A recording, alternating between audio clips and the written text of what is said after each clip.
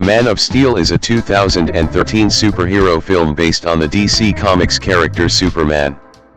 Directed by Zack Snyder and written by David S. Goyer, who developed the story with producer Christopher Nolan, it is the first film in the DC Extended Universe, DCEU, 89 and a reboot of the Superman film series, depicting the character's origin story. Henry Cavill stars as Superman, alongside Amy Adams, Michael Shannon, Kevin Costner, Diane Lane, Lawrence Fishburne, and Russell Crowe. In the film, Clark Kent learns that he is a superpowered alien from the planet Krypton and assumes the role of mankind's protector as Superman, making the choice to face General Zod and stop him from destroying humanity. Development began in 2008 when Warner Bros. Pictures took pitches from comic book writers, screenwriters, and directors, opting to reboot the franchise. In 2009, a court ruling resulted in Jerry Siegel's family recapturing the rights to Superman's origins and Siegel's copyright. The decision stated that Warner Bros. Did not owe the families additional royalties from previous films, but if they did not begin production on a Superman film by 2011, then the Schuster and Siegel estates would be able to sue for lost revenue on an unproduced film. Nolan pitched Goyer's idea after a story discussion on The Dark Knight Rises, and Snyder was hired as the film's director in October 2010. Principal photography began in August 2011 in West Chicago, Illinois, before moving to Vancouver and Plano, Illinois. Man of Steel premiered in the Alice Tully Hall in New York City on June 10, 2013, and was released by Warner Bros. Pictures in the United States on June 14. The film received mixed reviews from critics and was a commercial success, grossing $670 million worldwide on a budget of $225 to $258 million, becoming the ninth highest grossing film of 2013. A sequel, Batman v Superman: Dawn of Justice, was released in 2016. A further reboot, Superman, the first film in the DC Universe, DCU, was released in 2025, and stars David Corenswet as the title character. Plot: the planet Krypton is destabilizing from the mining of the planetary core. Just before the planet implodes, Krypton's top scientist, Jor-El, steals and infuses the genetics codex into his newborn son, Kall, the first naturally born Kryptonian in centuries. Jor-El, with the help of his wife Lara, manages to send Kall in a spacecraft toward Earth before he is killed by General Zod during a coup d'etat. Kall lands in Kansas, where he is adopted by Jonathan and Martha Kent and named Clark.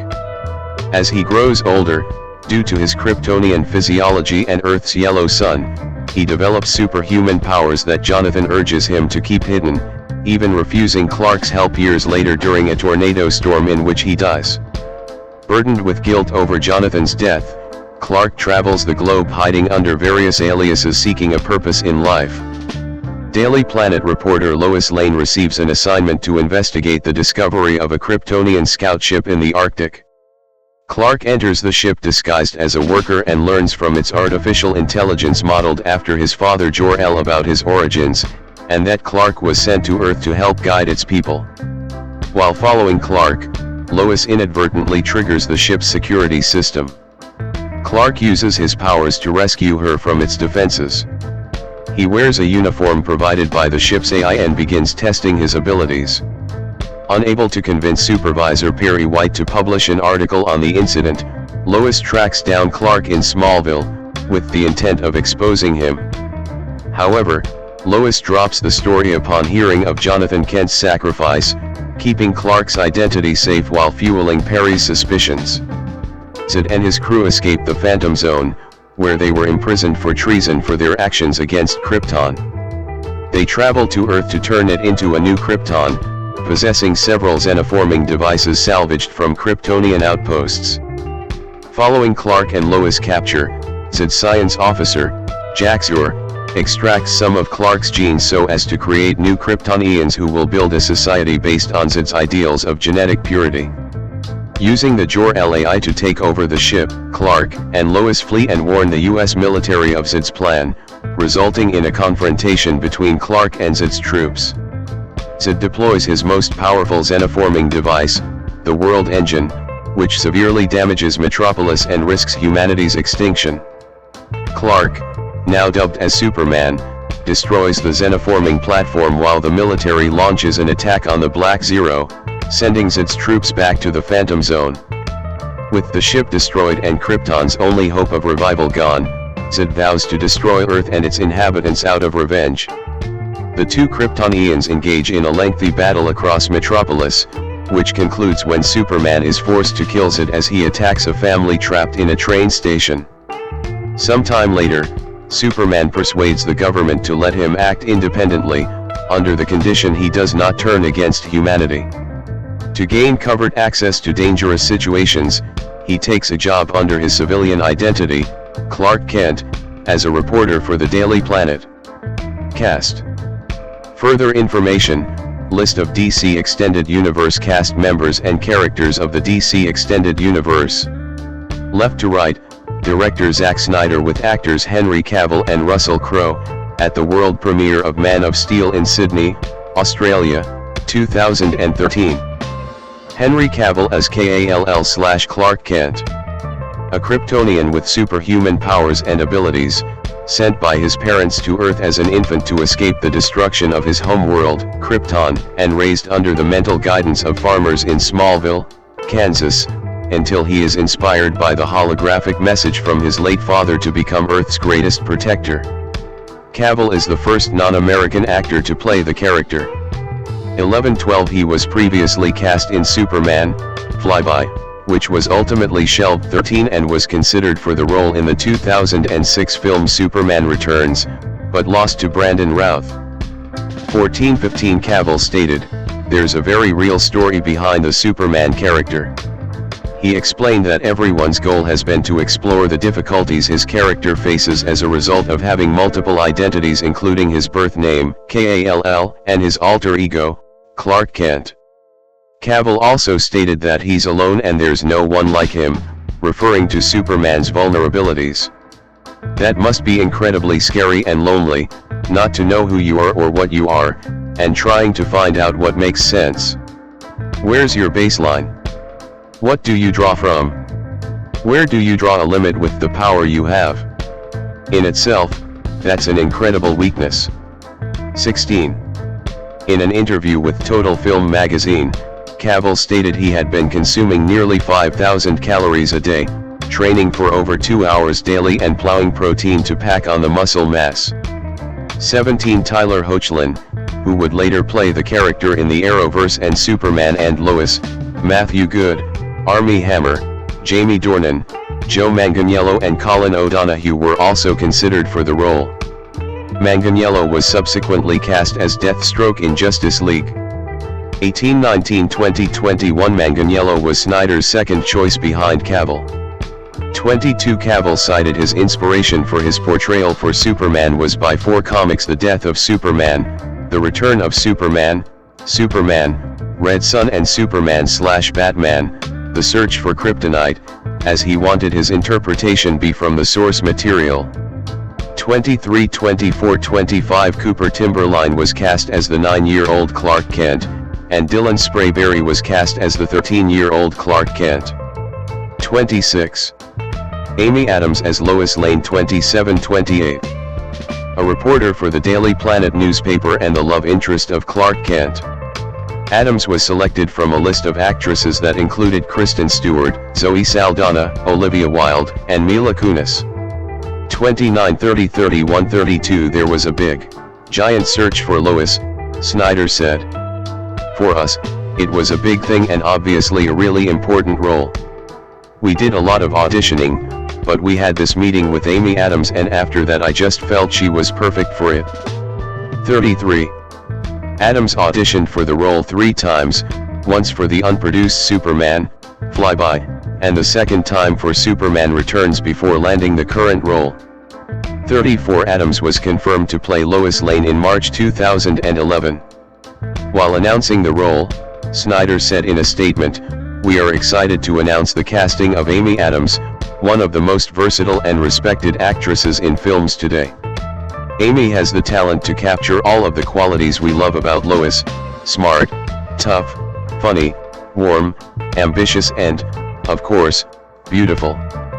35. On portraying Lois Lane, Adams stated that the film would feature a Lois Lane who is an independent, feisty woman, but set in a more identifiable world. Adams said that she has become more of a free-ranging journalist, someone who likes to be hands-on. The nature of the newspaper business has changed so much. There is so much more pressure. 36. Michael Shannon as Generals at 37. A Kryptonian general with the same superpowers as Superman, bent on transforming Earth into a new Krypton under his reign. Viggo Mortensen and Daniel Day-Lewis were also considered for the role.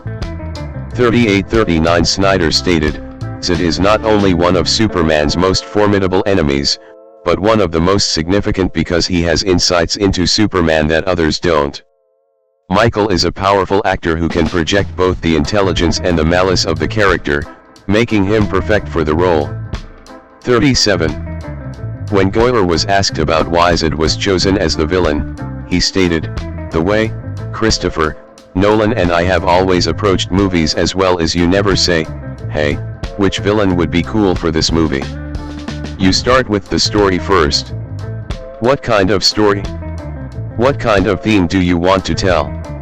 So we worked that out. Then, usually the villain becomes obvious in terms of who's going to be the appropriate antagonist for that. When you guys see the movie, the only villain we could have used was Zod and the Kryptonians. I mean, when you see what the whole story is, nothing else would have even made sense." 40. Kevin Costner as Jonathan Kent, Clark's adoptive father. 41 Snyder explained his reason for casting the on-screen couple is solely for the realism. "I think the thing you realize when you look at Diane and Kevin, in our decision to cast them so far, you sort of get a sense of how tonally we're looking at the movie, and what you realize is that those guys are serious actors, and we're taking this movie very seriously in terms of the tone of having those guys. You're talking about having a situation where whatever the action is or whatever the drama of the movie is, our first priority is to make sure it's rendered in the most realistic way we can get at." 42. After taking on the role, Costner was disappointed when he read the script. 43. Diane Lane as Martha Kent, Clark's adoptive mother. 41 Lane was the first cast member to join the film after Cavill. "This was a very important piece of casting for me because Martha Kent is the woman whose values helped shape the man we know as Superman," Snyder said in the release. "We are thrilled to have Diane in the role because she can convey the wisdom and the wonder of a woman whose son has powers beyond her imagination." 44. Lawrence Fishburne as Perry White, Editor-in-Chief of the Daily Planet and the boss of Lois Lane.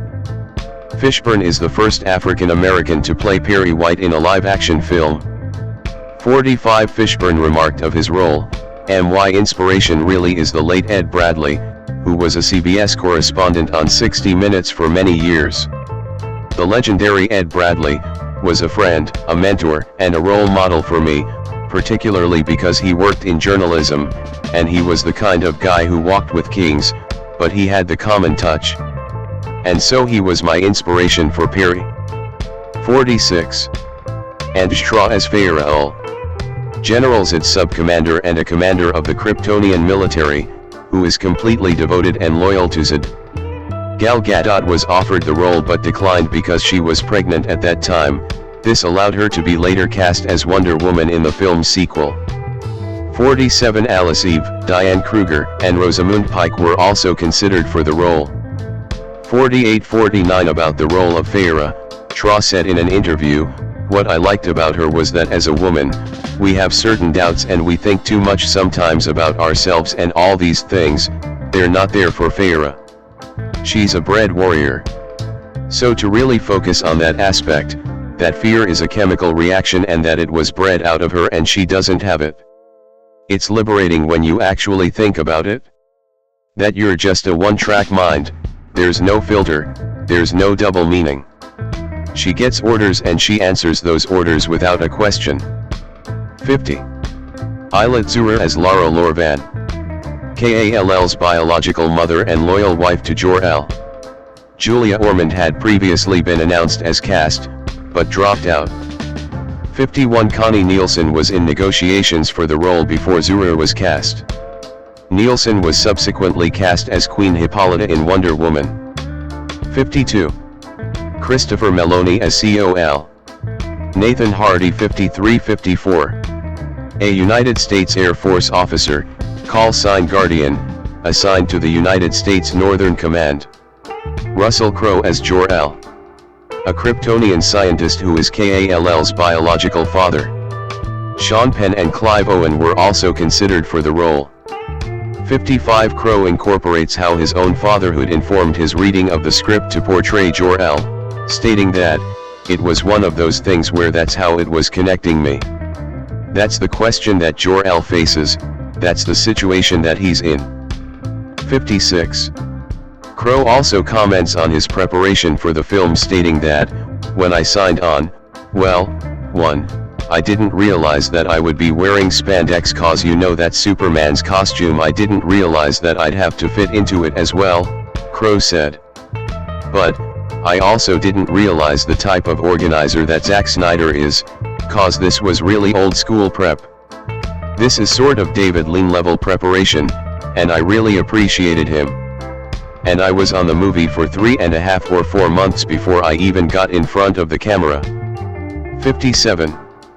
Additionally, Harry Lennox plays Lieutenant General Calvin Swanwick, a United States Army general officer and the Deputy Commander of United States Northern Command.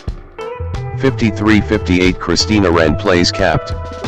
Carrie Ferris, a United States Air Force officer and the assistant to General Swanwick. 59. Richard Schiff plays Dr. Emil Hamilton, a scientist who works with the United States Armed Forces for DARPA. 60-61-62. Carla Gugino portrays the voice of Goyer, the Kryptonian AI service robot. 63. Mackenzie Gray plays Jax Ur, a Kryptonian scientist who is one of General Zod's followers. 64. Michael Kelly plays Steve Lombard, an employee of the Daily Planet. 65. And Rebecca Buller plays Jenny Jerwich, an intern of the Daily Planet. 66. Jaden Gould, Rowan Kahn, and Jack Foley, respectively, play Lana Lang, Kenny Braverman, and Pete Ross, classmates of Clark Kent in high school. 67. 68. 69. Joseph Cranford portrays Ross as an adult. 70. Richard Cetrani, Samantha Jo, Revert Dufresne, and Apollonia Vanova, respectively, play Turin, Carvex, Dev M2 and Natara, Kryptonian soldiers that follow General Zod. 71. 72. 73. Production. Development. In June 2008, Warner Brothers took pitches from comic book writers, screenwriters, and directors on how to successfully reboot the Superman film series.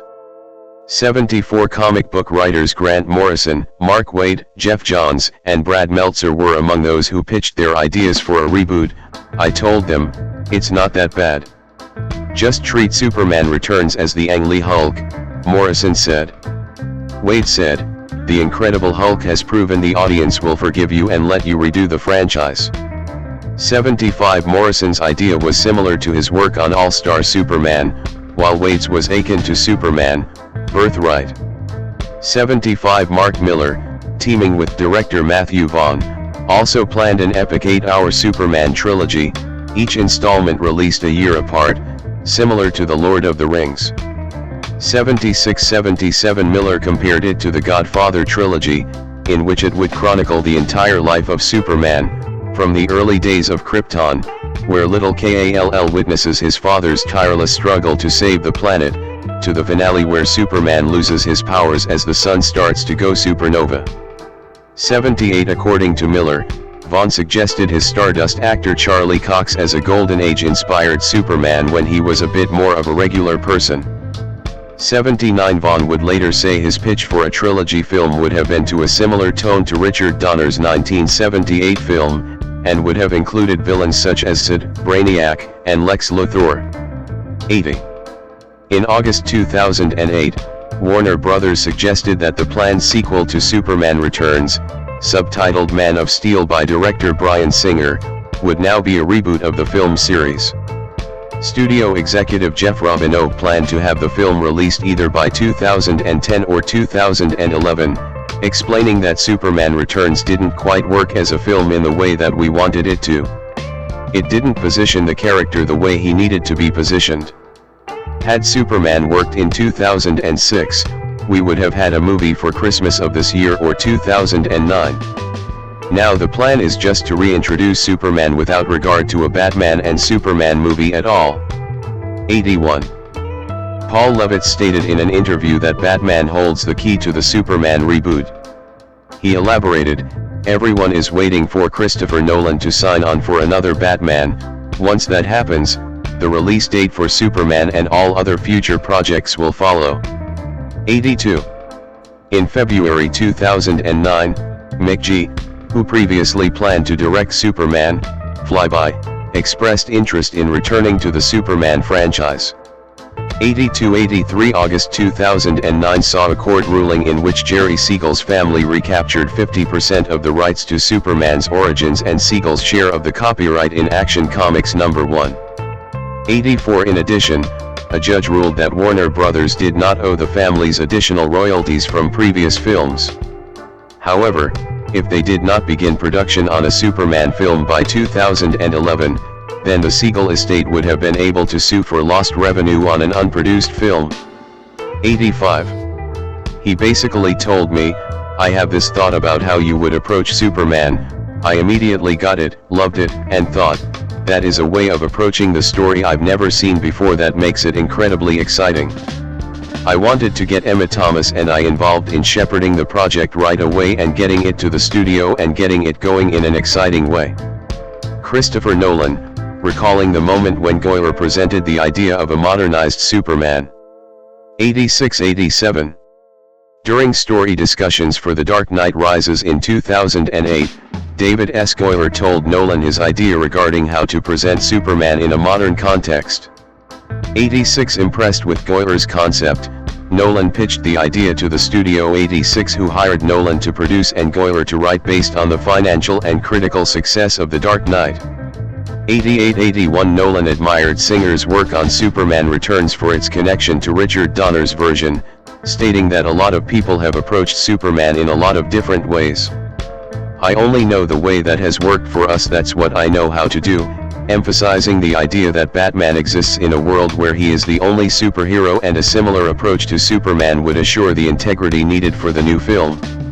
Nolan, however, clarified that the film would not have any relationship with the previous Superman film series, in which he commented, "Each serves to the internal logic of the story.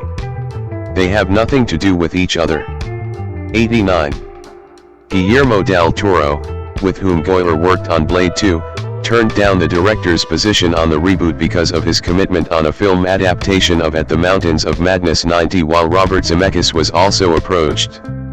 91 Ben Affleck, Darren Aronofsky, Duncan Jones, Jonathan Lee Bessman, Matt Reeves, who would later direct a Batman reboot, and Tony Scott were considered as potential directors. 92. Zack Snyder was hired as director in October 2010. 93 while casting began the following November. 94-95 In the original script Sid was going to getting sucked into the Phantom Zone, but Snyder and Goyer felt it was unsatisfying, so they asked DC Comics if Superman would kill someone if he didn't have a choice. Nolan was against this approach, leading Goyer to come up with the scene with the heat vision and putting people in imminent danger, and this convinced Nolan. 96 Robinot spoke to Entertainment Weekly, and allowed a peek over the wall of secrecy surrounding Warner Bros. DC plans. It's setting the tone for what the movies are going to be like going forward. In that, it's definitely a first step. 97. Plans included for the film to contain references to the existence of other superheroes, alluding to the possibility of a further DC Universe 98 and setting the tone for a shared fictional universe of DC Comics characters on film. 97 Snyder confirmed both Booster Gold and Batman references in the film. When Zod destroys a satellite, the words Wayne Enterprises are scrolled on the satellite. 99 Snyder and Nolan considered having Man of Steel share continuity with the Dark Knight trilogy, but ultimately decided against it. 100. The film's storyboard was created by storyboard artist Jay Oliva, in his first live-action feature film project, along with Snyder. 101 Oliva has cited the Japanese anime shows Dragon Ball Z and Birdie the Mighty as an inspiration for the film's epic battle scenes. During the film's brainstorming, Oliva pitched the idea as "I could come up with something I've never seen in live-action American cinema and only in anime." 102. Filming. Principal photography began on August 1, 2011, at an industrial park near DuPage Airport under the codename Autumn Frost. 103 Zack Snyder expressed reluctance to shooting the film in 3D, due to the technical limitations of the format, and instead chose to shoot the film two-dimensionally and convert the film into 3D in post-production, for a 2D, 3D, RealD 3D, IMAX 3D, and 4DX release.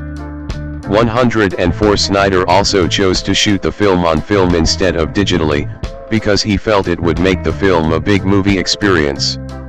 105 Cinematographer Amir Makri shot the film with Panavision Panaflex Millennium XL2 cameras and C-series anamorphic lenses. 106 Filming was expected to last for 2 to 3 months. 107 Production took place in Plano, Illinois on August 22 to 29. 103-108 According to an interview with Michael Shannon, filming would continue until February 2012. 109. Man of Steel filmed in the Chicago area, California, and Burnaby's Mammoth Studios in Vancouver, which was used as a set for Krypton and the extraterrestrial aircraft portrayed in the film. 110-111 Vancouver's North Shore waterfront area was also used for the oil rig rescue scene where Superman is first introduced. 110 Ucluelet and Nanaimo, British Columbia, feature prominently in the film's first hour. The trademark winter mist and rough seas are passed off as Alaska in the film. Filming took place in the Chicago Loop from September 7 to 17. 103 The Chicago shoot was a unit project, meaning that filming would partake numerous establishing shots as well as cutaways and might not necessarily include principal cast members. 112. Design. Man of Steel features a redesigned Superman costume by James Acheson and Michael Wilkinson. The costume preserves the color scheme and S logo, but adopts darker tones, and notably does not feature the red trunks usually worn by Superman. Zack Snyder said the costume is a modern aesthetic. He and the producers attempted to devise a suit featuring the red trunks, but could not design one that fit into the tone of the film, leading to their removal from the suit. 113 Because of Wilkinson's unavailability, Snyder chose Acheson to design the suit. However, he only started developing it, and Wilkinson finished the development when he returned, and designed the other characters' costumes as well. 114 Due to the substantial weight a practical suit would yield, the Kryptonian armor for General Zod was constructed through CGI to allow Shannon freedom of movement. 115 In a March 2014 interview with Esquire, Wilkinson explained the reason for the look of Superman's redesigned suit. "A lot of the efforts we took in the film were to explain why the suit looks the way it does. We didn't want it to be a random, ornamental decision. We start the film on the planet of Krypton, which is where the suit comes from, and we go to great pains to show the suit fitting into the culture. All of the people you see on Krypton are wearing this chainmail-like suit, with the same detailing as the Superman suit. Everyone has their family crests on their chests. The cuff and the boot details are shared through all of the different characters we meet on Krypton. So by the time we see Superman in his suit we understand why it looks the way it looks." 114. Visual effects. John D.J. Desjardins served as the visual supervisor for Man of Steel, with Weta Digital, Moving Picture Company, MPC, and double negative providing the visual effects for the film. 117 Zack Snyder wanted the film to appear very natural because there's some very fantastical things in there and he wanted people to suspend their disbelief, and we the visual effects team had to make it as easy as possible for them to do so. Desjardins noted that the intent in shooting the film was to use handheld devices to make the film feel like a documentary-style film. Desjardins said, "We had to think about what that would mean, since we also had to photograph some crazy action. So for a lot of the prevas we did, we'd start to think where our cameras were and where our cameraman was. A lot of the rules are the Battlestar Galactica rules for the space cams that Gary Herzl developed for that miniseries, where we want to make sure if we're translating the camera at all it makes sense. Unless the action is so over the top, like in the end where Superman is beating up Sid, we had to break it a bit." 118. Alien-like planet landscapes, creatures, and architecture were created by Weta Digital to further enhance the world-building process of planet Krypton.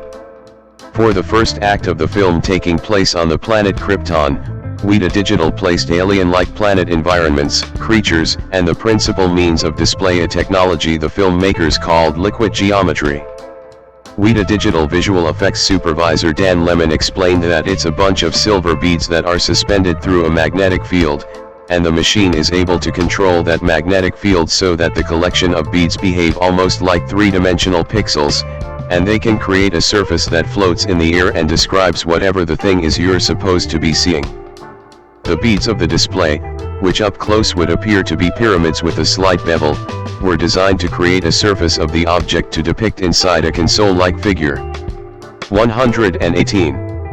In the modeling and animation aspect of the liquid geometry, Brian Goodwin, the lead effects technical director of Weta Digital, explained, "We had to develop a pipeline to bring in assets, so instead of going through the route of reducing the polygon count to something usable, what we would then do, you would take the model in whatever way it was made and just scatter discrete points onto it, and extract the matrix onto the animation and copy these points onto the matrix and have these sparse points behaving in a way that the model would."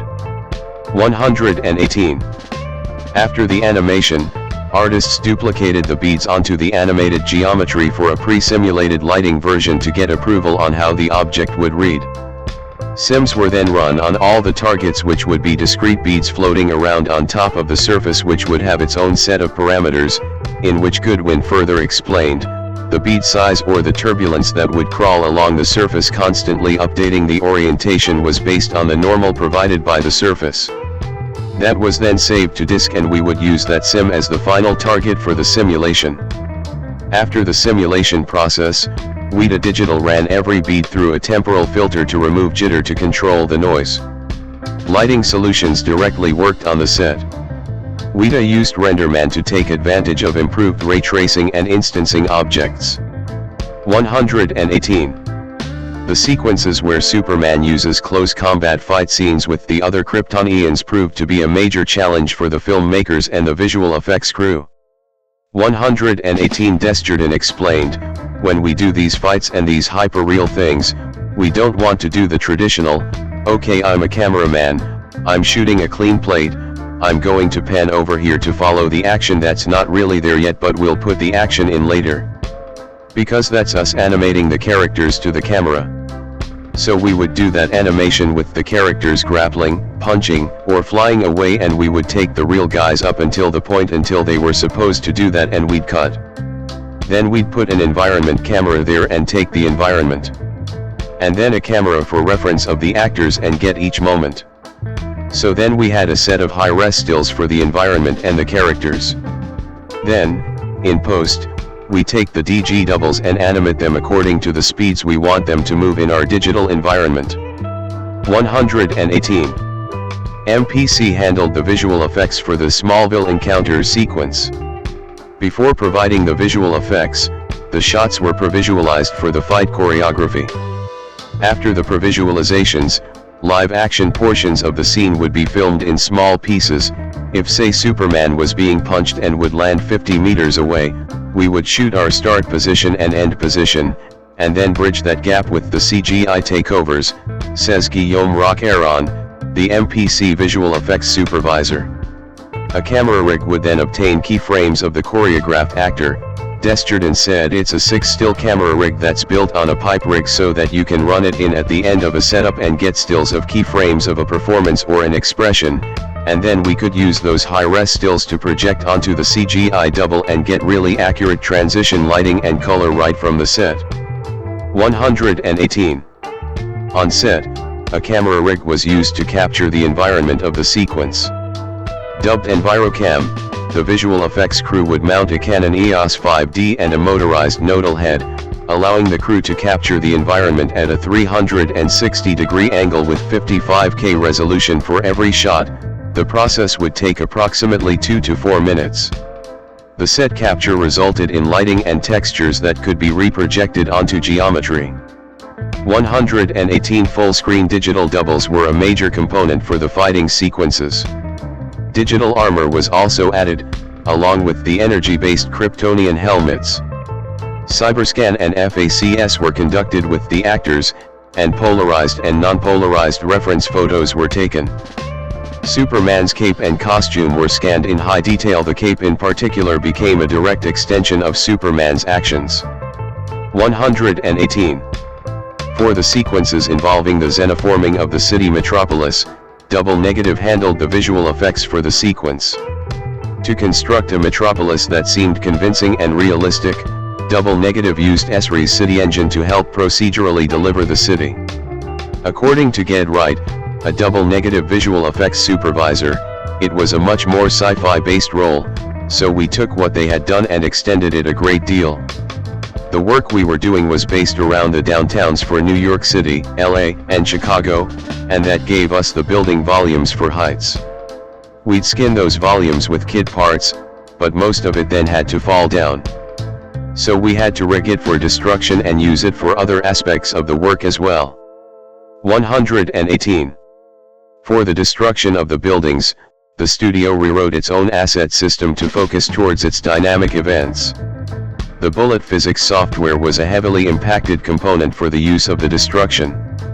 Wright said that we wanted to be able to run an RBD event and trigger all these secondary events, whether it was glass or dust simulations. All of those things needed to be chained up and handled in a procedural way. One of the advantages of this was that, because it was all based around a limited number of input components, you can make sure they're modeled in a way they're usable in effects. You can model something, but there'll be another stage to rig it for destruction. Fire, smoke, and water stimulation tools were developed at the Double Negative studio. The studio transitioned between the existing proprietary volume rendering software to rendering in Mantra for elements such as Fireball Sims. Double Negative also used the in-house Fluids tool Squirt to handle larger scale sims and interaction for more tightly coupled volumes and particles. Regarding the battle between Superman and Zod, Double Negative implemented real photography onto its digital doubles. 118. Music. Main article, Man of Steel, soundtrack. Hans Zimmer initially denied popular rumors that he would be composing the film's score 119, but in June 2012, it was confirmed that Zimmer would, in fact, be doing so after all. 120. To completely distinguish Man of Steel from the previous films, the iconic Superman March by John Williams was not used.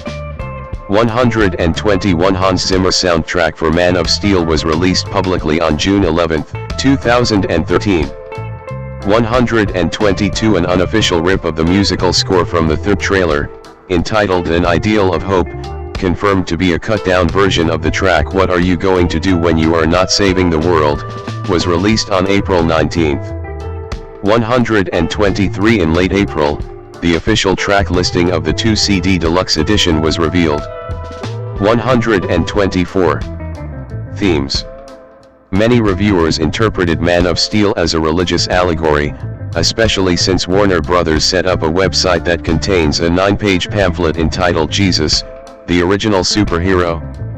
125. 126. Justin Craig compares Kall's struggle to the Passion of Christ, stating that Kall is more than willing to sacrifice himself to save the people of Earth.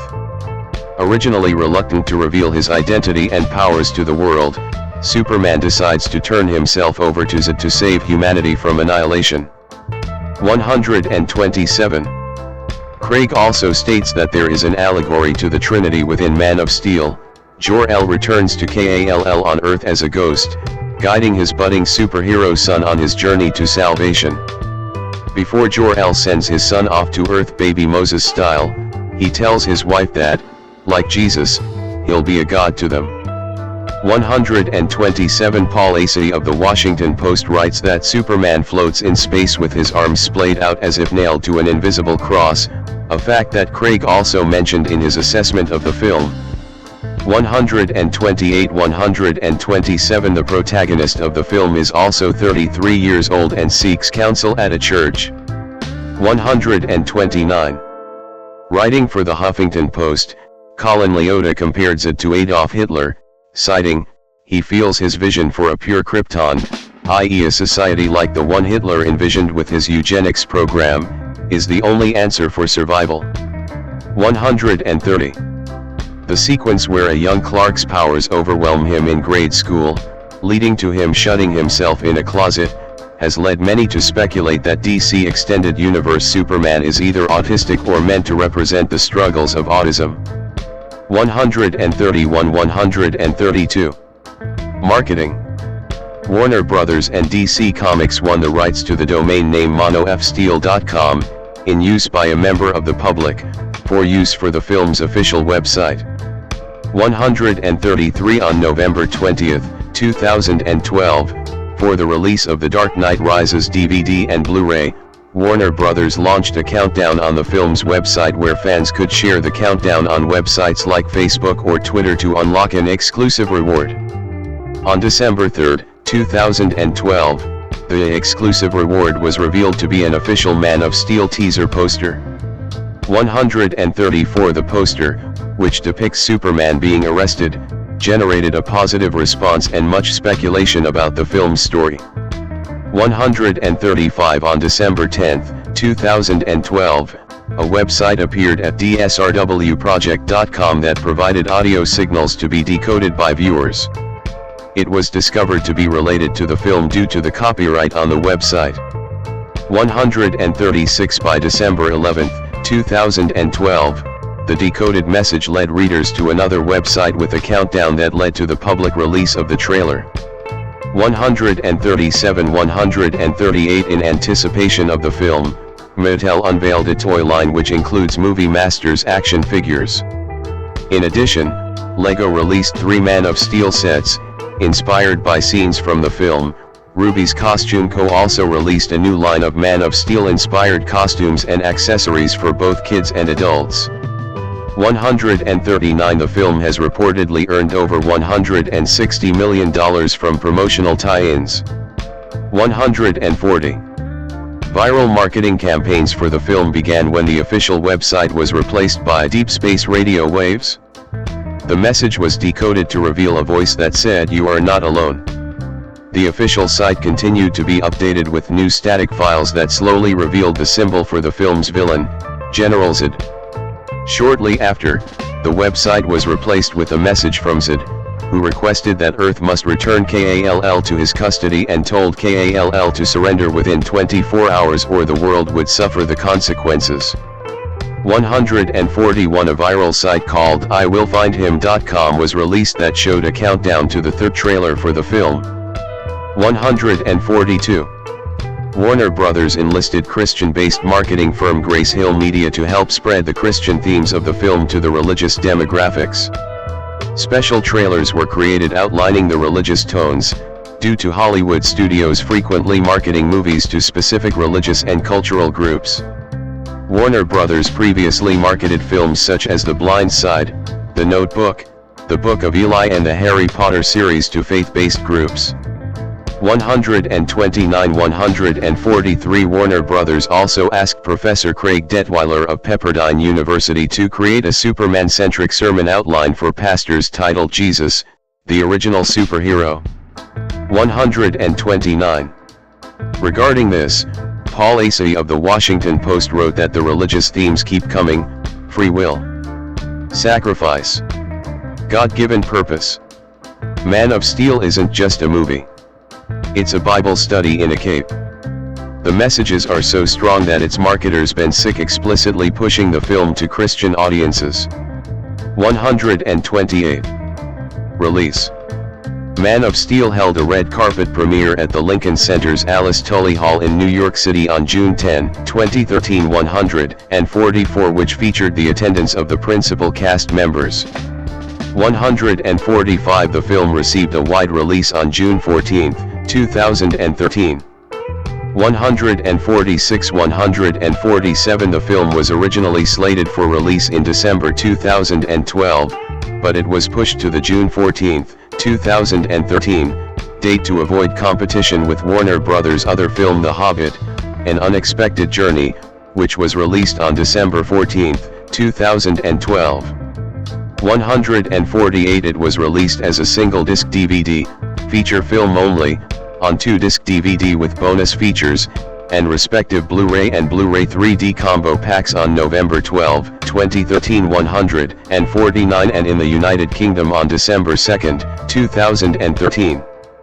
150. As of January 2019, Man of Steel has sold more than 2.3 million DVDs along with an estimated of 3.3 million Blu-ray discs, totaling $44.4 million and $76.2 million, respectively, for a total of $120.7 million in sales. 151. The film was later released in 4K Ultra HD Blu-ray format on July 19, 2016. 152. Reception. Box office.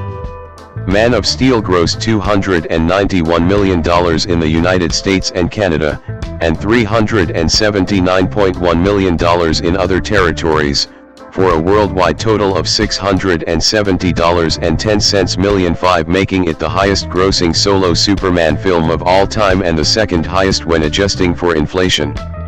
153. It is also the second highest-grossing reboot of all time behind The Amazing Spider-Man. Deadline Hollywood calculated the film's net profit as $42.7 million, when factoring together all expenses and revenues, making it the 9th most profitable release of 2013. 7. The film earned $128.7 million on its opening weekend, including $17.5 million from IMAX theaters, making it the biggest of such openings for a standalone Superman film. 154. Man of Steel earned an additional $120 million from DVD and Blu-ray sales. 151. Man of Steel made $12 million from a Thursday night Walmart screening program, and an additional $9 million from midnight shows. 155. This marked Warner Brothers' third highest advance night/midnight opening, and the biggest advance night/midnight debut for a non-sequel. 156. The film eventually earned $44 million during its opening Friday, including midnight grosses, and $56.1 million when the Thursday night showings are included. The opening day gross was the second highest for a non-sequel, and the 20th largest overall. 5. Its opening weekend gross of $116.6 million was the third highest of 2013, behind Iron Man 3, $174.1 million, and The Hunger Games: Catching Fire, $158.1 million, and the third highest among non-sequels, behind Marvel's The Avengers, $207.4 million, and The Hunger Games, $152.5 million. It also broke Toy Story 3's record, $110.3 million, for the highest weekend debut in June. The record was again broken 2 years later by Jurassic World's opening gross of $208.8 million.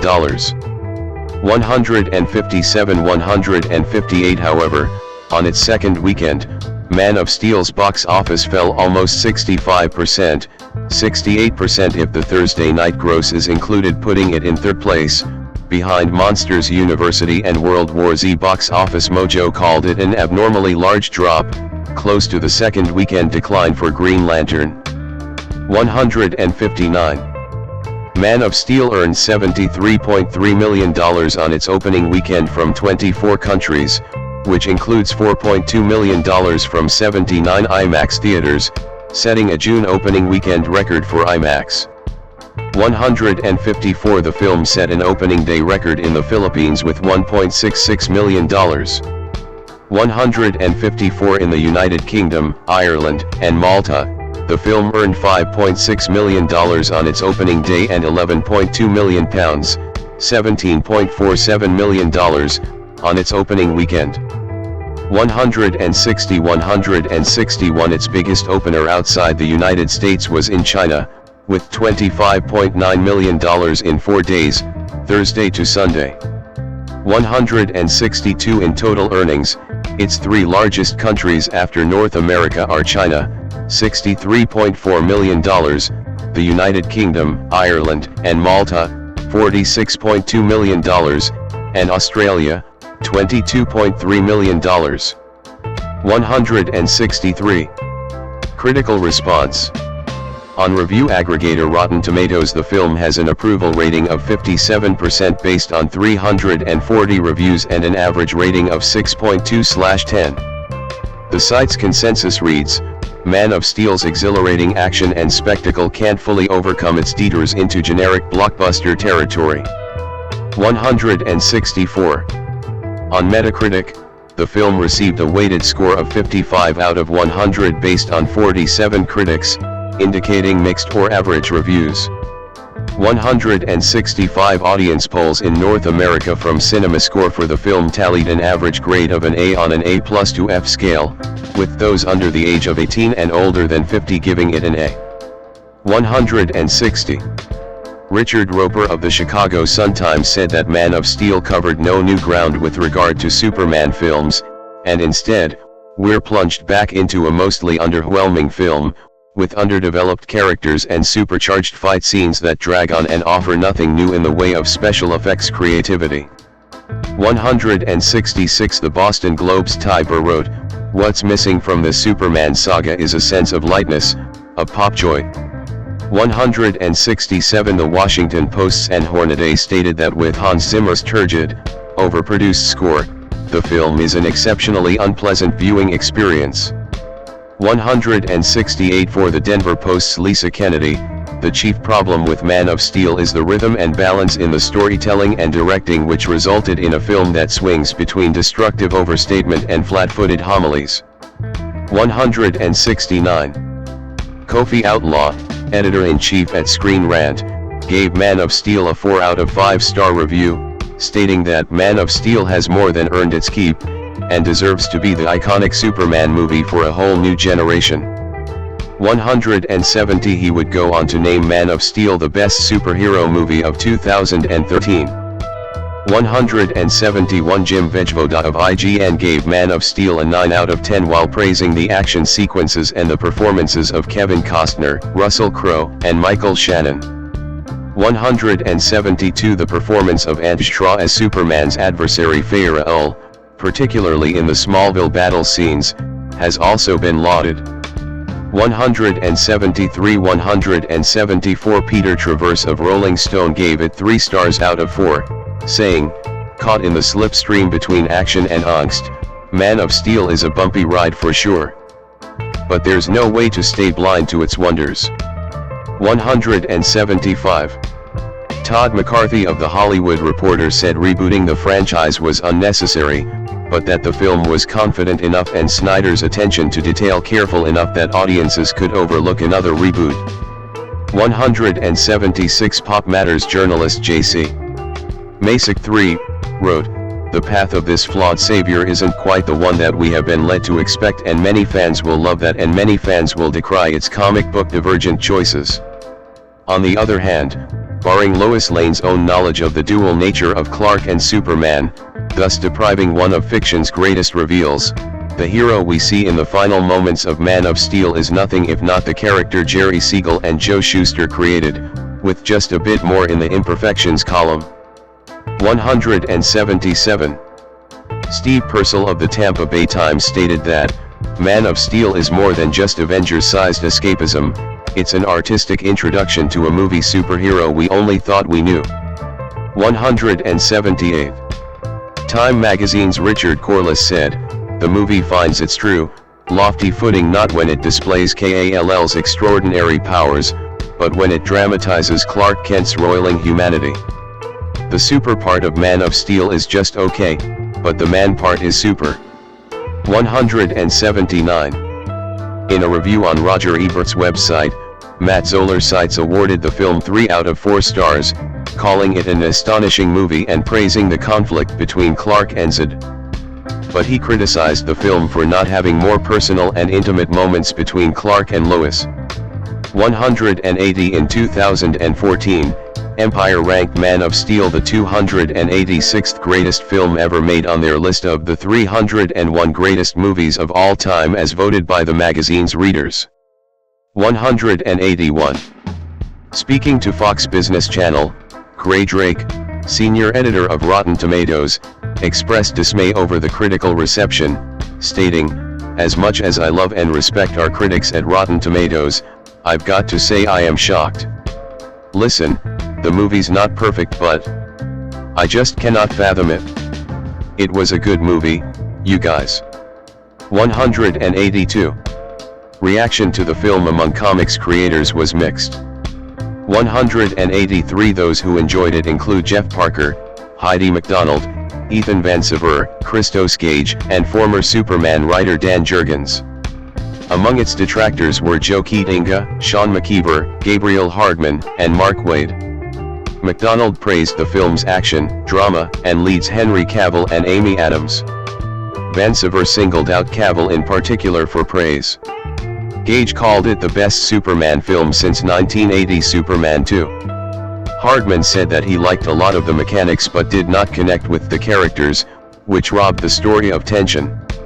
Waid, who wrote the origin miniseries Superman, Birthright, criticized the film for its overall joyless tone, and for Superman's decision to kill Zod. 183. 184. A criticism echoed by other creators. Writer Grant Morrison, who wrote the critically acclaimed miniseries All-Star Superman, expressed mixed reaction to the film, saying that while they kinda liked it and kinda didn't, it did not present anything new, as they would have preferred a second-act type story with Lex Luthor instead of re-establishing the character by presenting information Morrison is already familiar with. Morrison also questioned the need for a superhero to kill 185, as did artist Neil Adams.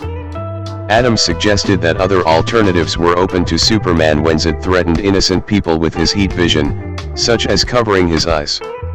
He also criticized Superman for not moving the battle away from Metropolis as the character did at the end of Superman 2. 186. Jim Lee had a positive opinion, "It's epic.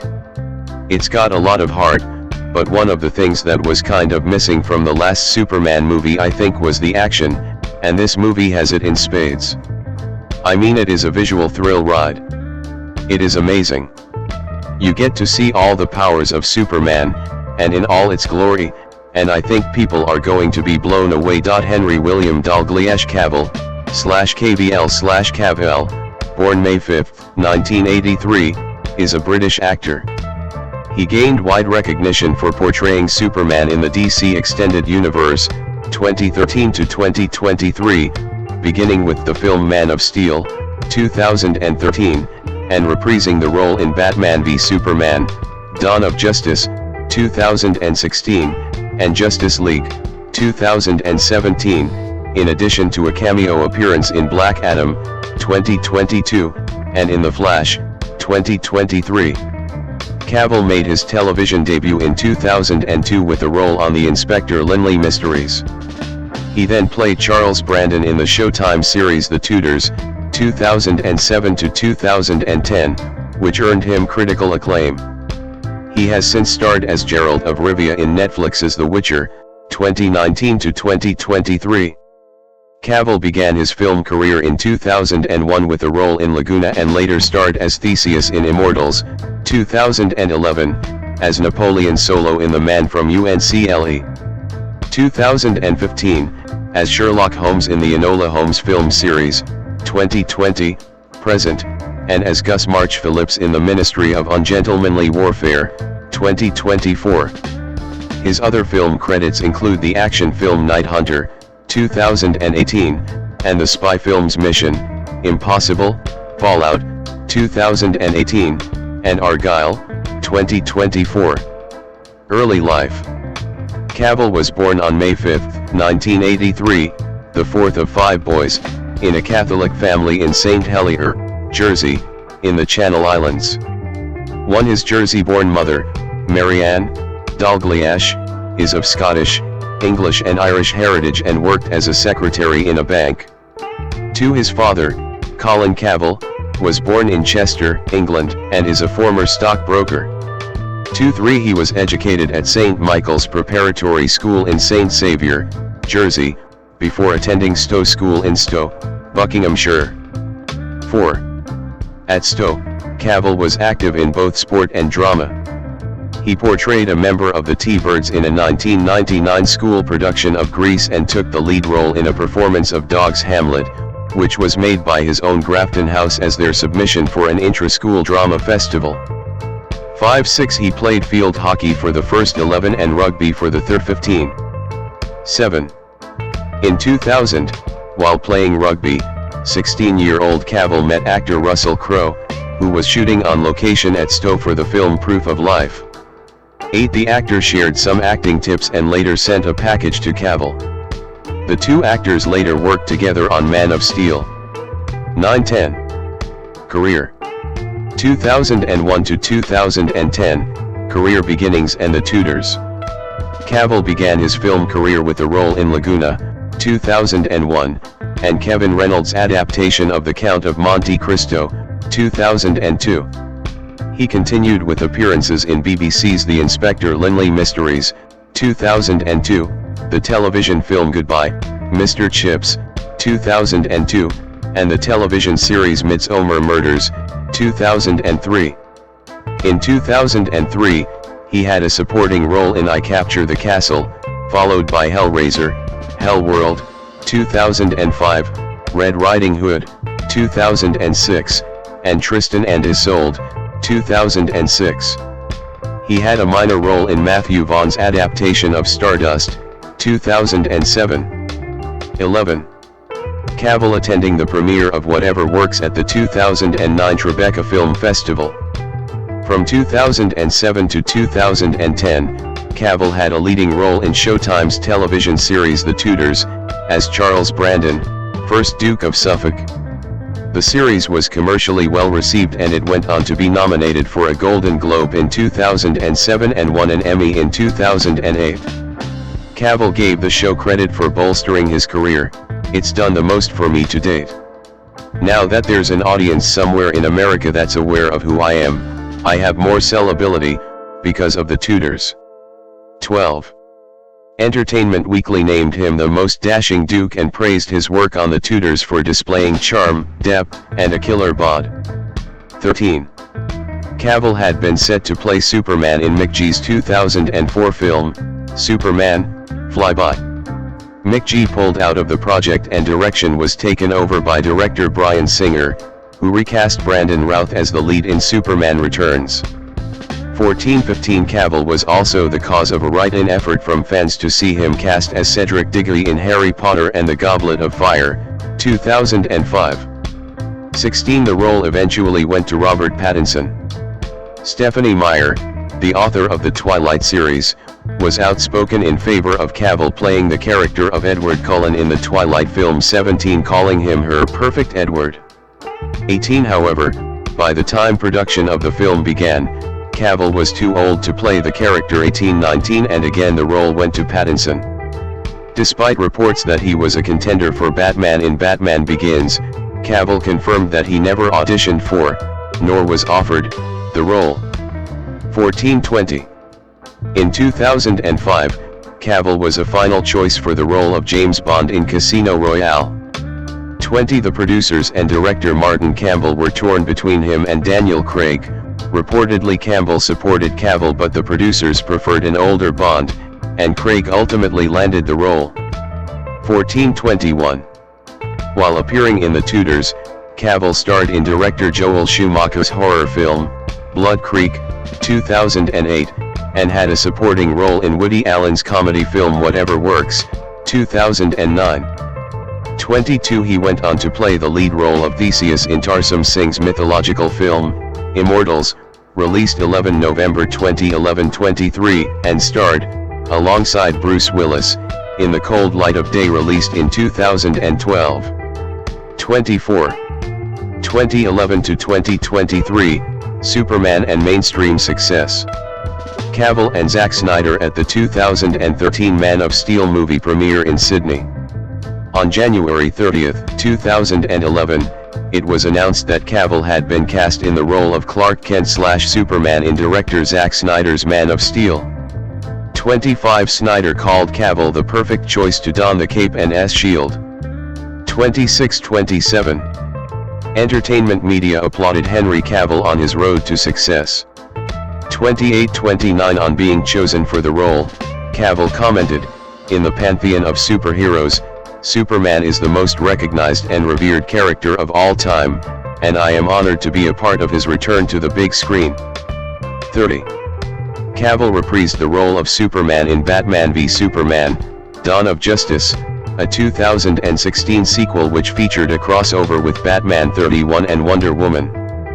32-33 He attended San Diego Comic-Con in disguise to surprise the cast of Suicide Squad. 34. Cavill returned as Superman in the 2017 theatrical version of Justice League, which had been reworked by director Joss Whedon after Snyder left the project due to a family tragedy.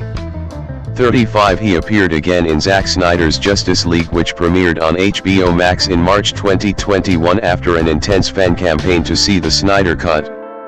36 His manager Danny Garcia said in 2016 that he was working on a new standalone Superman film.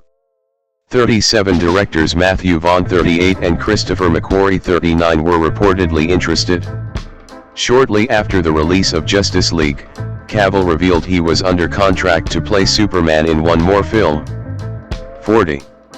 In 2015, he co-starred with Armie Hammer in the film version of spy series The Man from U.N.C.L.E., directed by Guy Ritchie. 41, 42, 43 In 2018, Cavill co-starred as August Walker in the action spy film Mission: Impossible – Fallout, the sixth installment of the film series. Later that year, he starred in the psychological thriller Night Hunter, originally titled Nomies. 44 Cavill has expressed interest in taking over the role of James Bond after Daniel Craig leaves the role. 45. Cavill at the 2016 San Diego Comic-Con.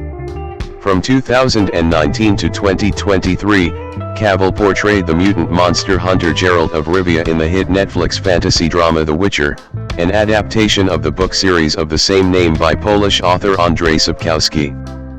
46, 47, 48 The series premiered on December 20, 2019. 49 and had its early premiere on Złowice Racetrack in Warsaw on December 18, 2019. 50 In late October 2022, Cavill and Netflix announced that he would exit from The Witcher after the third season released in 2023, and would be replaced by Liam Hemsworth. 51-52. In 2020, Cavill portrayed Sherlock Holmes in Legendary Entertainment's film adaptation of the Enola Holmes mysteries, with Millie Bobby Brown starring in the eponymous role as the younger sister of the famous detective. 53 In 2022, Cavill reprised his role as Sherlock in Enola Holmes 2. 54 On November 7, 2023, Collider reported that Netflix was developing a screenplay for Enola Holmes 3. 55. In May 2021, it was announced that Cavill would portray Connor MacLeod in the reboot of Highlander. 56 In July 2021, it was also announced that Cavill would join an all-star cast for director Matthew Vaughn's new spy film Argylle. 57-58 The same month, an article by Deadline reported that he would star in The Rosie Project, directed by Steve Falk and based on the book of the same name, written by Australian author Graham Simpson. 59. Despite previously departing the role, Cavill negotiated a one-off deal with Warner Bros. Discovery to return as Superman in a cameo for Black Adam in 2022-61, and appeared in the mid-credit scene of the film. 62-63 Cavill then took to his Instagram to announce his resumed involvement in the DCEU and confirmed his long-term involvement for future films, 64 having been told by the studio to do so.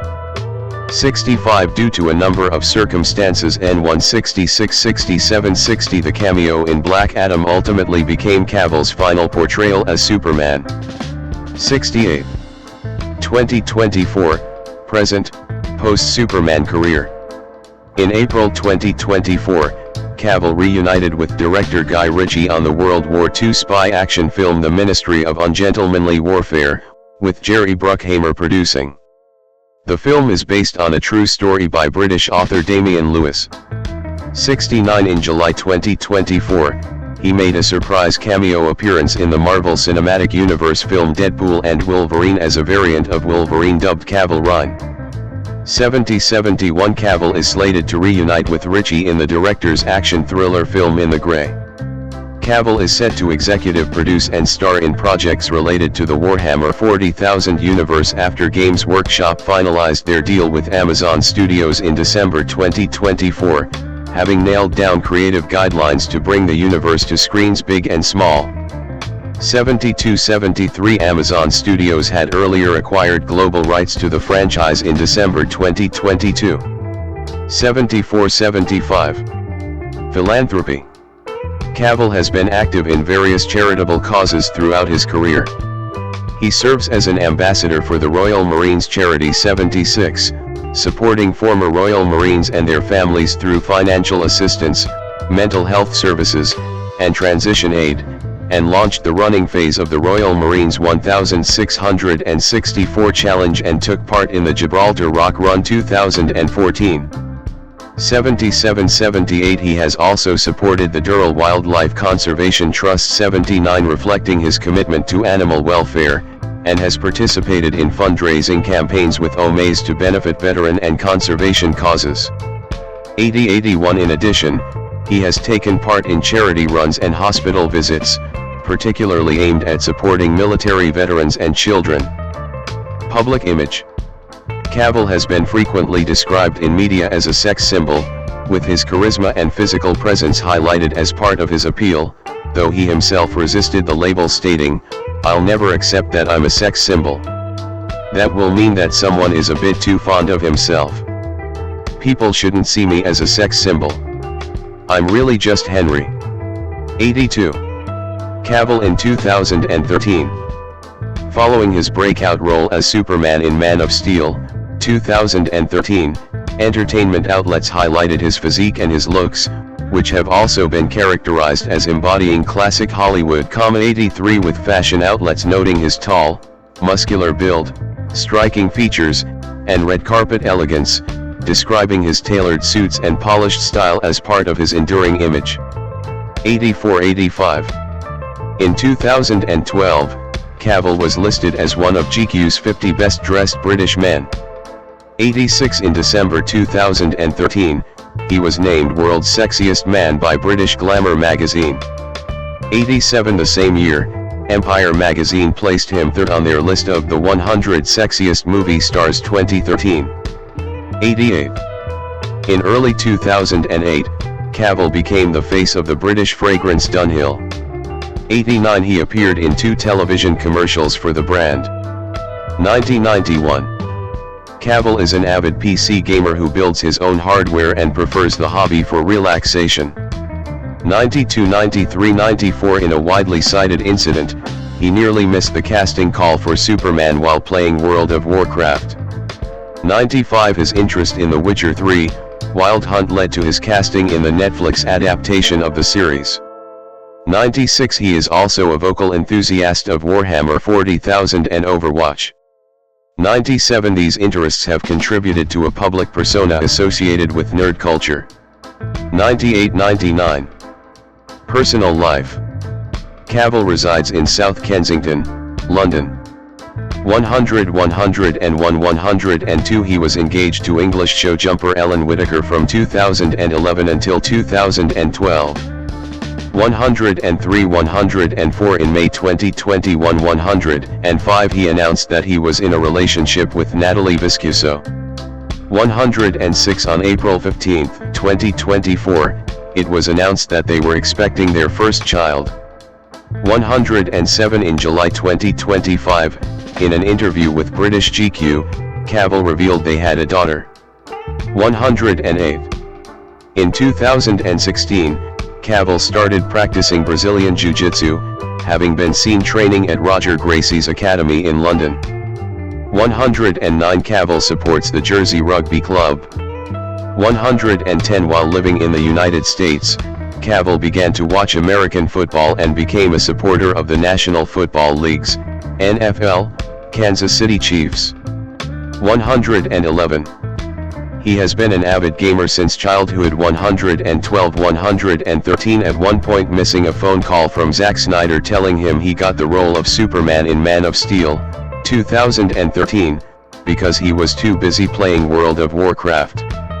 114. He prefers PC gaming over consoles, having been introduced to it by his father when he was a young boy. 115. And has been building and maintaining his own gaming computer. 116, 117, 118. He credited his experience playing the Witcher video game series prior to the show's production with motivating him to seek out the role of Geralt. 112. He has also named the Total War series of strategy games to be among his favorites. 119. And in May 2020 it was announced that a new character paying tribute to Cavill and his Witcher character Geralt would be added to Total War, Warhammer 2 via DLC, Cavill, Lore Master of Hoth. 120. Cavill also enjoys the Warhammer 40,000 series of games and fiction, saying he genuinely can't get enough of the lore they have built over the decades. 121. Cavill has sectoral heterochromia. Amy Lou Adams, born August 20, 1974, is an American actress. Known for both her comedic and dramatic roles, she has been featured 3 times in annual rankings of the world's highest-paid actresses. She has received various accolades including 2 Golden Globe Awards, and has been nominated for 6 Academy Awards, 7 British Academy Film Awards, and 2 Primetime Emmy Awards. Adams began her career as a dancer in dinner theatre, which she pursued from 1994 to 1998, and made her film debut with a supporting part in the dark comedy Drop Dead Gorgeous, 1999. She made guest appearances in television and took mean girl parts in low-budget feature films. Her first major role was in Steven Spielberg's biopic Catch Me If You Can, 2002, but she was unemployed for a year afterward. Her breakthrough came when she portrayed a loquacious pregnant woman in the independent comedy drama Junebug, 2005, for which she received her first Academy Award nomination. The musical fantasy film Enchanted, 2007, where Adams played Giselle, a cheerful princess-to-be, was her first success in a leading role. She followed it by playing other naive, optimistic women in films like the drama Doubt, 2008, and Sunshine Cleaning, 2008, and subsequently played more assertive parts to positive reviews in the sports film The Fighter, 2010, and the psychological drama The Master, 2012. From 2013 to 2017, she portrayed Lois Lane in superhero films set in the DC Extended Universe. She won 2 consecutive Golden Globe Awards for Best Actress for playing a seductive con artist in the crime film American Hustle, 2013, and painter Margaret Keane in the biopic Big Eyes, 2014. Further acclaim came for playing a linguist in the science fiction film Arrival, 2016, a self-harming reporter in the HBO miniseries Sharp Objects, 2018, and Lynn Chaney in the satire Vice, 2018. Adams's stage roles include the Public Theatre's revival of Into the Woods in 2012 and the West End Theatre revival of The Glass Menagerie in 2022. In 2014, She was named one of the 100 most influential people in the world by Time, and featured in the Forbes Celebrity 100 list. Adams is married to the artist Darren L. Gallo, with whom she has a daughter. Early life. Adams was born on August 20, 1974, in Aviano, Friuli, Italy, to American parents Catherine and Richard Adams, while her father served in the U.S. Army at the local air base. 3. She has 4 brothers and 2 sisters and is the middle child of the 7 siblings. 5. After moving from one army base to another, the family settled in Castle Rock, Colorado when she was 8. 4. After leaving the army, her father sang professionally in nightclubs and restaurants. 5. 6. Adams says that going to her father's shows and drinking Shirley Temples at a bar are among her fondest childhood memories. 7. The family was poor, they camped, hiked together, and performed amateur skits written by her father or sometimes by her mother. 4. 6. 8. She was enthusiastic about being in the plays and always played the lead. 9. Adams grew up Mormon until her parents divorced in 1985 and left the church. 6. 10. She did not have strong religious beliefs, but said that she values her upbringing for teaching her love and compassion. 5. After the breakup, her father moved to Arizona and remarried, while the children remained with their mother. 4. 8. Her mother became a semi-professional bodybuilder who took the children with her to the gym when she trained. 6. 8. Adams has compared her uninhibited early years with her siblings to Lord of the Flies. 5. She said that she was a scrappy, tough kid and fought frequently with other children. 11. Adams attended Douglas County High School in Castle Rock. She was not academically inclined, but was interested in the creative arts and sang in the school choir. She competed in track and gymnastics, harbored ambitions of becoming a ballerina, and trained as an apprentice at the local David Taylor Dance Company. 5. 9. She disliked high school, keeping mostly to herself. 6. After graduation she and her mother moved to Atlanta. 6. She did not go to college, to her parents' disappointment, and she later regretted not pursuing higher education.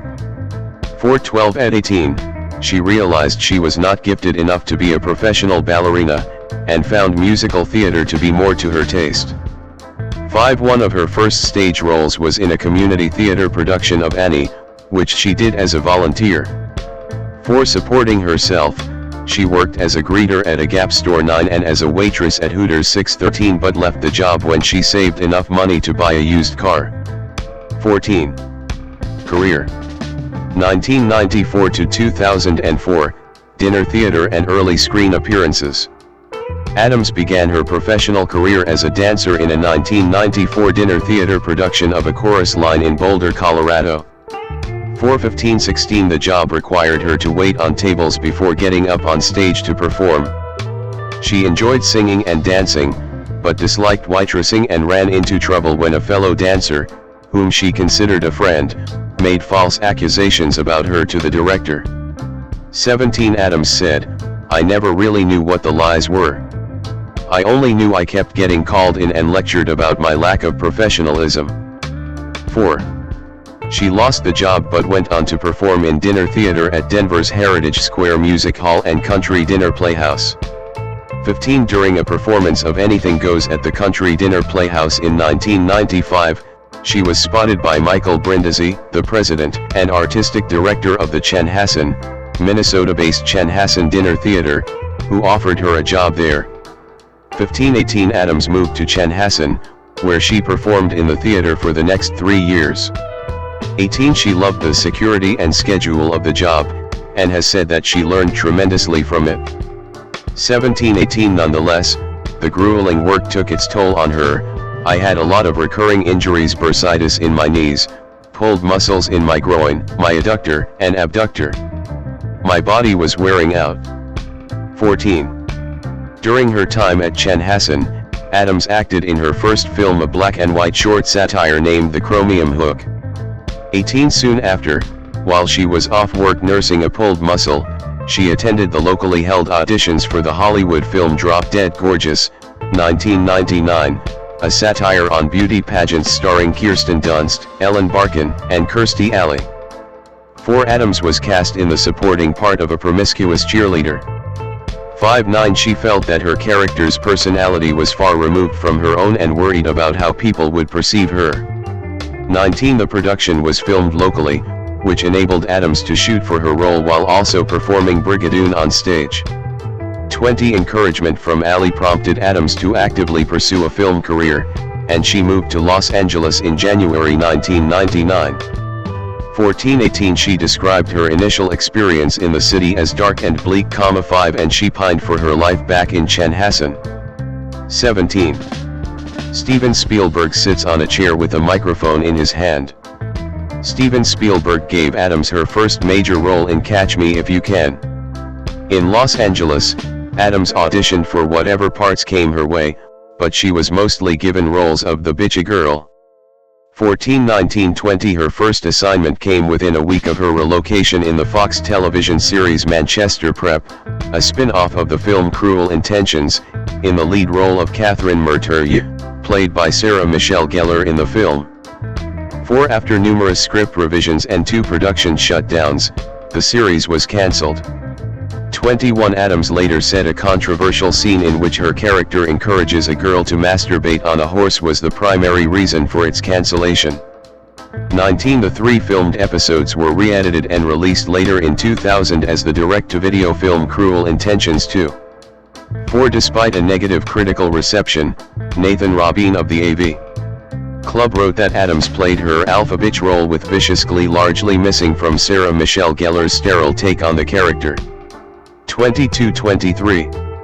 Adams next had a supporting role as the teenage nemesis of a movie star, played by Kimberly Davies, in Psycho Beach Party, 2000, a horror parody of beach party and slasher films. 24. She played the part as a homage to actress Anne Margaret.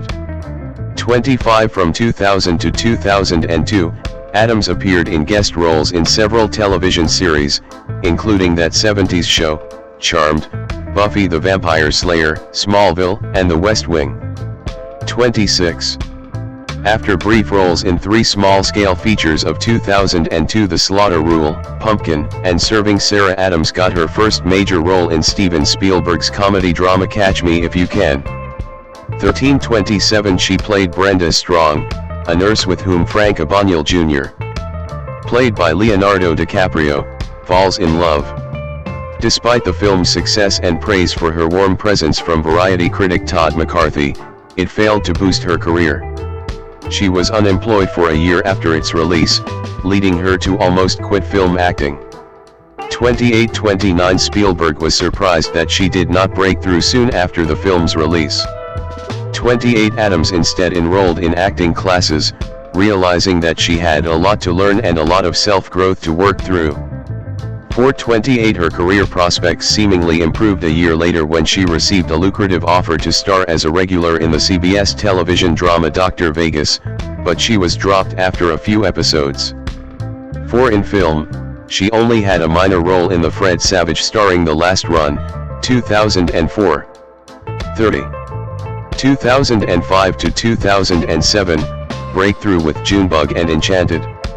Disillusioned by her firing from Dr. Vegas, 30-year-old Adams considered quitting acting altogether after completing work on the independent comedy drama Junebug, which had a production budget of under $1 million. 431. Directed by Phil Morrison, the film featured her as Ashley Johnston, a perky and talkative pregnant woman. Morrison was impressed with Adams's ability to not question her character's inherently good motives. 32. She connected with Johnston's faith in God and spent time with Morrison in Winston-Salem, North Carolina, where the film is set, attending church. 5. She described making the film as the summer I grew into myself, and after dyeing her hair red for the role, she decided not to go back to her natural blonde color.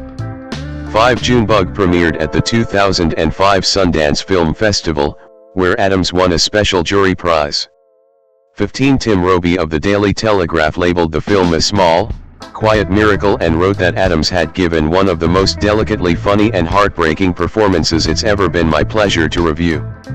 33. Ann Hornaday of the Washington Post opined that her radiant portrayal reflected the film's deeply humanist heart. 34 For her performance, Addams won the Independent Spirit Award for Best Supporting Female and Critics' Choice Award for Best Supporting Actress, and received her first Oscar nomination, Best Supporting Actress. 5:35:36. Casual headshot of Amy Addams filming Enchanted. Addams on the set of Enchanted in 2006, her breakout film. Later in 2005, Addams had supporting parts in two critically panned films: the romantic comedy The Wedding Date, starring Deborah Messing and Dermot Mulroney, and the ensemble coming-of-age film Standing Still. 37:38 Also that year, she joined the cast of the television series The Office, for the recurring role of Jim's girlfriend Katie over 3 episodes. 39 In Talladega Nights, The Ballad of Ricky Bobby, 2006, a sports comedy from Adam McKay, Addams played the romantic interest of Will Ferrell's character, a role which critic Peter Travers deemed quite a come down from her part in Junebug. 40 She also had a minor role in the workplace comedy The X, starring Zach Braff and Amanda Peet. 41. After voicing in Walt Disney Pictures' animated comedy film Underdog, 2007, Addams starred as a highly optimistic and joyous character named Giselle, who is based on members of the Disney Princess franchise. 42 In the musical romantic comedy Enchanted. 9:43 Patrick Dempsey and James Marsden co-starred as her romantic interests. She was among 250 actresses who auditioned for the high-profile role. The studio had favored the casting of a bigger star, but the director Kevin Lima insisted on Addams due to her commitment to the part and her ability to be non-judgmental about Giselle's personality. 44 A ball gown she had to wear for the film weighed 45 pounds, 20 kilograms, and she fell several times under its weight. 42 She sang 3 songs for the film's soundtrack: True Love's Kiss, Happy Working Song, and That's How You Know.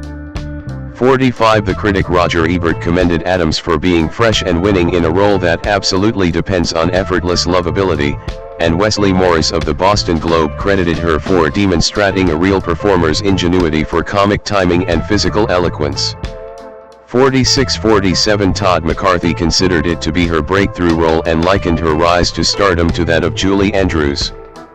48 Enchanted was a commercial success, grossing over $340 million worldwide, and Addams was nominated for the Golden Globe Award for Best Actress, Motion Picture Comedy or Musical. 49-50. After the success of Enchanted, Addams took on the part of Bonnie Bach, Congressman Charlie Wilson's assistant in Mike Nichols' political comedy drama Charlie Wilson's War, 2007, starring Tom Hanks, Julia Roberts, and Philip Seymour Hoffman. 51 Kirk Honeycutt of The Hollywood Reporter credited Addams for being sweetly savvy in her part, while Peter Bradshaw of The Guardian was disappointed to see her talent wasted in a role he considered to be of minimal importance. 52-53. 2008 to 2012, ingenue parts and expansion to dramatic roles. A picture of Amy Addams, waving at the 81st Academy Awards. Addams at the 81st Academy Awards in 2009, where she received her second Academy Award nomination for Doubt, 2008. The 2008 Sundance Film Festival saw the release of Sunshine Cleaning, a comedy drama about two sisters, played by Addams and Emily Blunt, who start a crime scene cleanup business. Addams was drawn to the idea of playing someone who constantly tries to better herself. 54-55 Mick LaSalle of the San Francisco Chronicle found Addams to be magical, adding that she gives us a portrait of raging want beneath a veneer of surface diffidence. 56 In the 1939 set screwball comedy Miss Pettigrew Lives for a Day, Addams starred as an aspiring American actress in London who encounters a middle-aged governess named Miss Pettigrew, played by Frances McDormand. Stephen Holden of the New York Times drew similarities to her role in Enchanted and wrote that the screen magic she displays in such endearing roles hasn't been this intense since the heyday of Jean Arthur. 57. Addams next starred in Doubt, an adaptation of John Patrick Shanley's play of the same name. The film tells the story of a Catholic school principal, played by Meryl Streep, who accuses a priest, played by Philip Seymour Hoffman, of pedophilia, She played an innocent nun embroiled in the conflict. Shanley initially approached Natalie Portman for the part, but offered Adams the role after finding her innocent, yet intelligent, personality similar to that of Ingrid Bergman. 58 She identified with her character's ability to find the best in people, and described her collaboration with Streep and Hoffman as a masterclass in acting. 28 58 Amy Biancali of the Houston Chronicle wrote that Adams sparks with distressed compassion, and Anne Hornaday believed that she exudes just the right wide-eyed innocence. 59 60 She was nominated for the Academy Award, Golden Globe Award, and BAFTA Award. 61 62 63 As with Junebug and Enchanted, Adams's roles in her three 2008 releases were those of the ingenue innocent women with a cheerful personality. 1454 When asked about being typecast in such roles, she said she responds to characters who are joyful and identified with their sense of hope. 64 She believed that despite certain similarities in their disposition, these characters were vastly different from one another. She stated, "Naivete is not stupidity, and innocent people are often very complex." 665 The 2009 fantasy adventure film Night at the Museum, Battle of the Smithsonian, starring Ben Stiller, Robin Williams and Owen Wilson, featured Adams as the aviator Amelia Earhart. It was the first motion picture to film inside the National Air and Space Museum in Washington. 66 The director Sean Levy said the role allowed Adams to showcase her acting range. The actress believed it to be the first time she was allowed to play a confident character on screen. 66-67 Despite mixed reviews, Adams's performance was praised. 68 Terming her a sparkling screen presence, Michael Phillips of the Chicago Tribune wrote that the film radically improves whenever Amy Adams pops up. 69 That same year, Adams starred in the comedy drama Julie and Julia as disgruntled government secretary Julie Powell, who decides to blog about the recipes in Julia Child's cookbook Mastering the Art of French Cooking. In a parallel storyline, Meryl Streep portrays Child. 70 She enrolled at the Institute of Culinary Education to prepare for the part.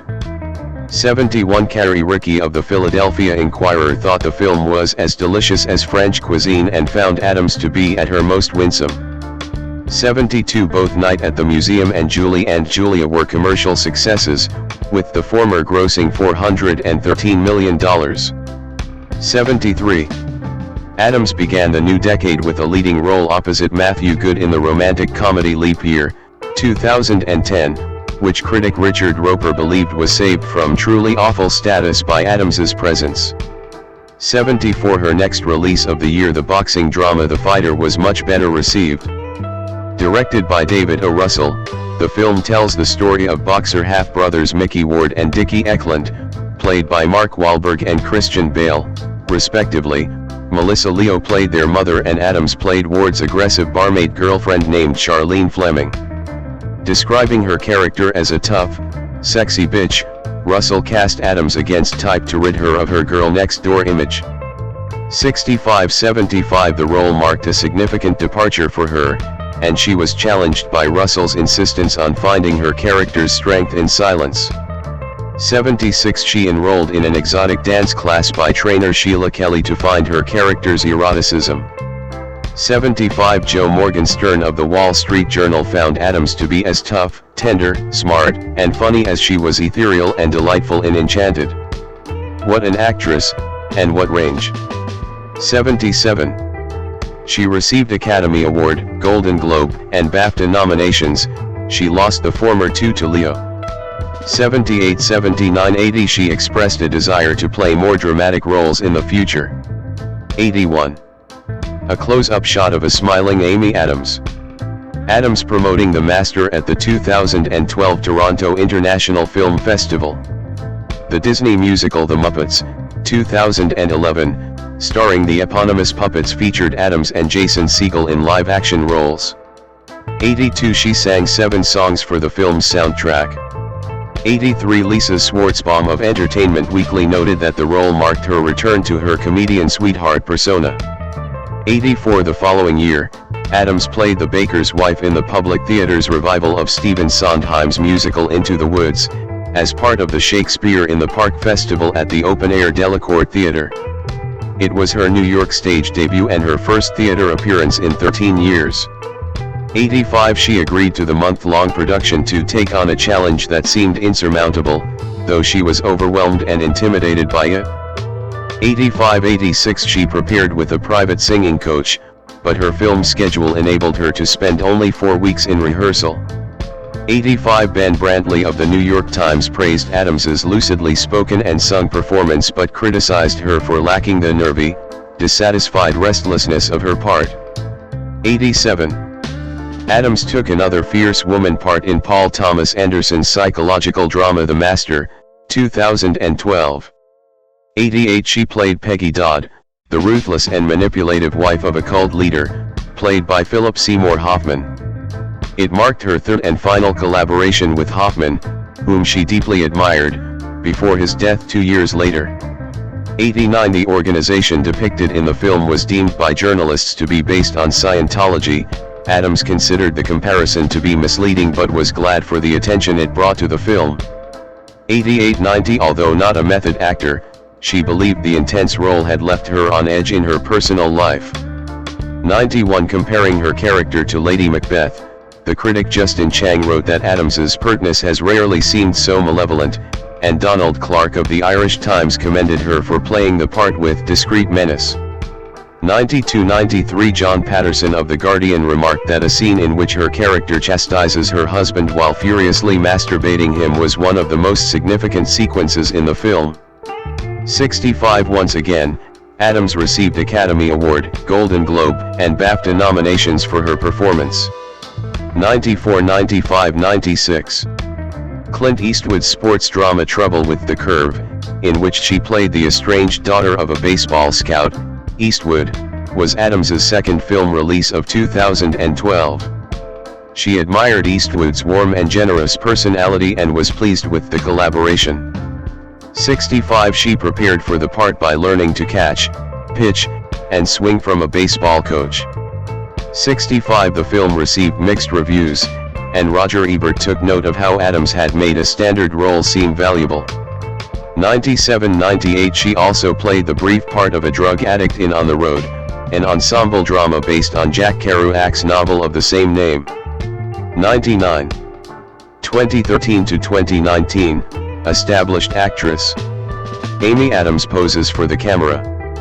Adams attending the premiere of her at the 2013 New York Film Festival. After losing out on the role of Lois Lane in 2 previous films about Superman, Adams secured the part in Zack Snyder's 2013 reboot, Man of Steel, starring Henry Cavill as the titular superhero. 100 She played Lane with a mixture of toughness and vulnerability, but Peter Bradshaw found the character sketchily conceived and criticized the actress' lack of chemistry with Cavill.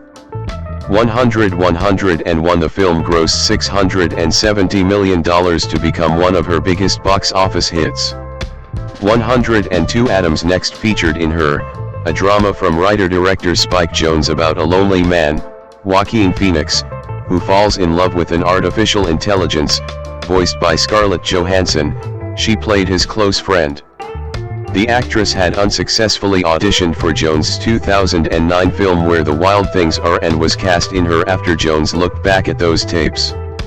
103 She was drawn to the idea of portraying a platonic male-female friendship, which she believed was rare in film.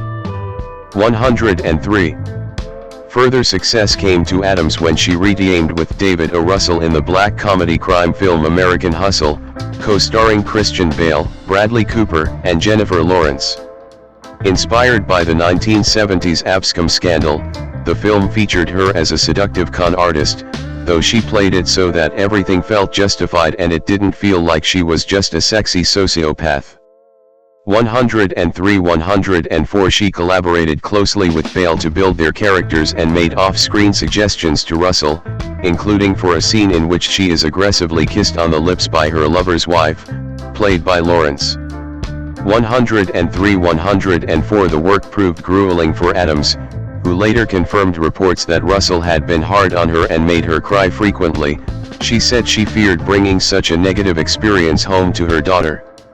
8. American Hustle was critically acclaimed. 105. Manala Dargis of the New York Times believed Adams goes deeper here than she's ever been allowed to, adding that she had successfully turned an unpredictable character into a thrillingly wild one. 106. She won the Golden Globe Award for Best Actress.